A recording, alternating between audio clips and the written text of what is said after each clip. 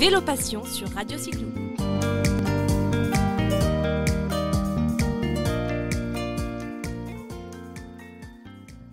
Bonjour et bienvenue dans cette nouvelle émission de Vélo Passion. Aujourd'hui, nous partons pour un beau programme, une jolie balade dans les gorges de l'Allier et ces 3400 km accessibles aux cyclistes. Et c'est Patrick Ménadier, le directeur de l'Office de tourisme des gorges de l'Allier, qui nous accueille. Bonjour Patrick. Bonjour. Alors nous sommes aujourd'hui du côté de la Haute-Loire, au cœur de la région Auvergne-Rhône-Alpes, pour évoquer avec toi les aménagements de roues de ta sympathique destination.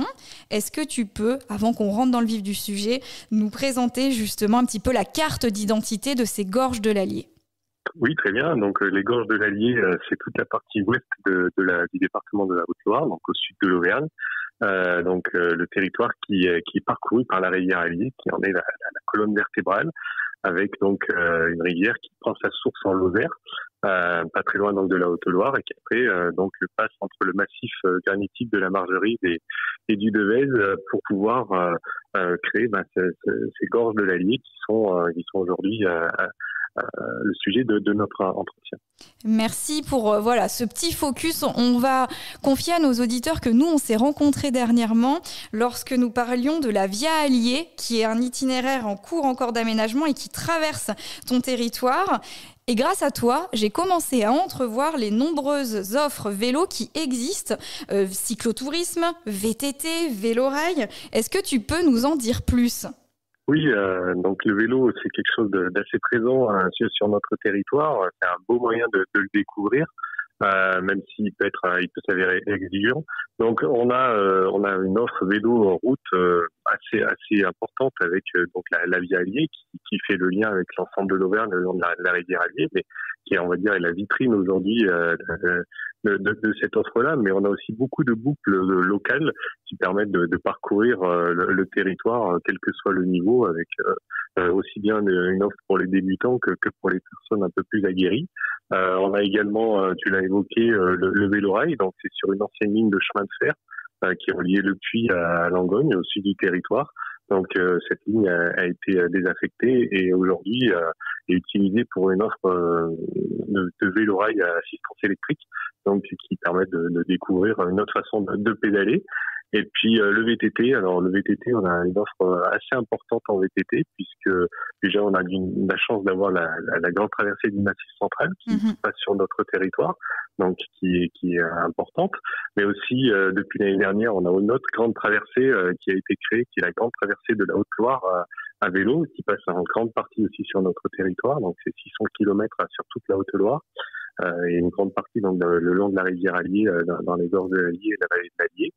Et puis des espaces VTT, plusieurs espaces VTT labellisés FFC, donc avec de nombreux circuits, là aussi accessibles aussi bien aux débutants qu'aux personnes confirmées. Donc une offre vélo assez large qui a de quoi satisfaire et attirer beaucoup de monde. Tu parles justement de cette offre large qui s'adresse à des aguerris, des personnes aguerries justement de roues, puis à d'autres qui souhaiteraient s'y mettre et qui commencent tout juste à se mettre en selle. Quels sont pour toi les points de vigilance et le matériel à privilégier suivant justement les parties du territoire que l'on veut traverser ? Alors, pour ce qui est du matériel VTT, on est sur un territoire de moyenne montagne, donc forcément, c'est des itinéraires qui sont cassants et qui nécessitent d'avoir du matériel de bon niveau.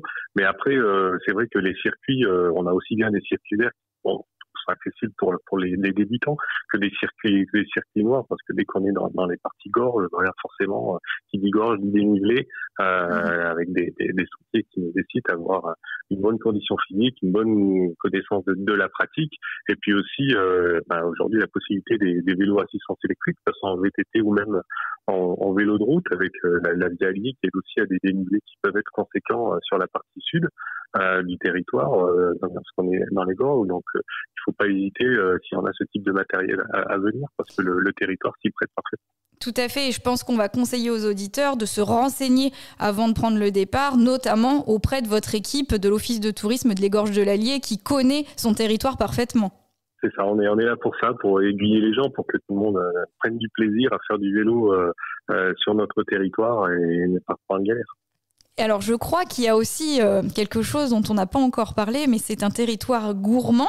Et vous avez un circuit labellisé vélo et fromage d'une centaine de kilomètres. J'ai cru comprendre ça. Est-ce que tu nous le confirmes ?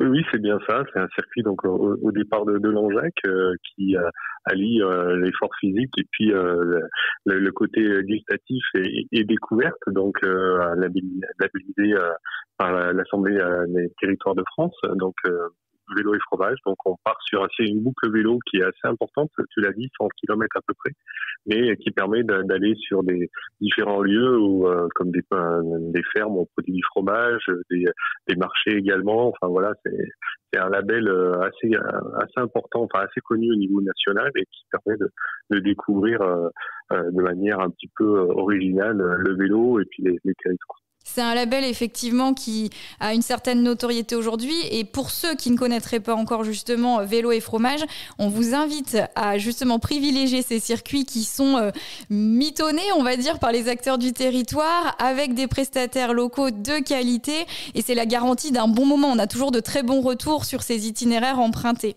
Oui, ils sont choisis avec soin et donc l'idée c'est vraiment que tout le monde prenne du plaisir. Ben super. Alors, on résume, une belle offre vélo. Ton équipe aime dire qu'on vient pour pédaler, pour dévaler, pour se régaler, justement au cœur des gorges de la Haute-Loire. Est-ce qu'il y a une actualité que tu aimerais partager avec nous pour la saison 2022 qui démarre tout juste ? La saison 2022, justement, on a requalifié complètement l'espace VTT des gorges de l'Allier, donc au cœur des gorges de l'Allier, autour de Langeac.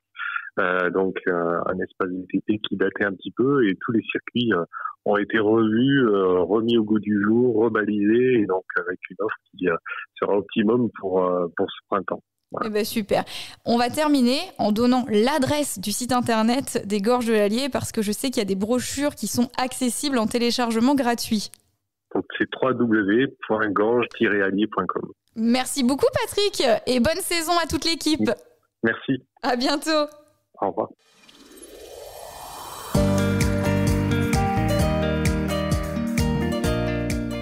Retrouvez Vélo Passion sur Radio Cyclo.